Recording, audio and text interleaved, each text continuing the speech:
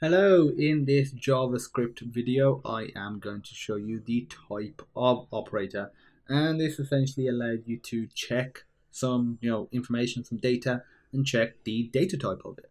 So if I create a variable, call it var1 and assign a value of 10,001, or I'll make it symmetrical, 10,001, and now if I do console.log, and I'm gonna console log, you put typeof, as you can see it's changed color, it's a built-in keyword, type of var1, save that, reload, it is a number. If however I create a new variable and I'll call it var2, I'll put a string, so hello world, and I copy and paste this,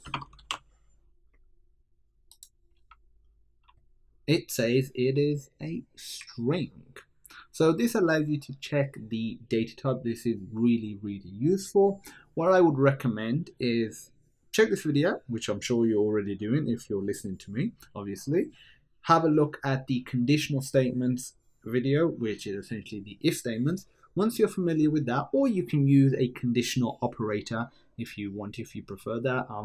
I prefer conditional statements, either way, one of the two, and essentially check if one of these, or let's say if var1 equals a number, so this, then print something out. Instead of just printing out the data type, print out something like this is a number, else this is not a number, or an else if, which is something that you'll learn from the conditional statements video. So that is it for the type of operator. If you have any questions, feel free to pop me a message and I will assist you. As usual, the GitHub link will be provided as well, and I'll look forward to seeing you in the next programming video.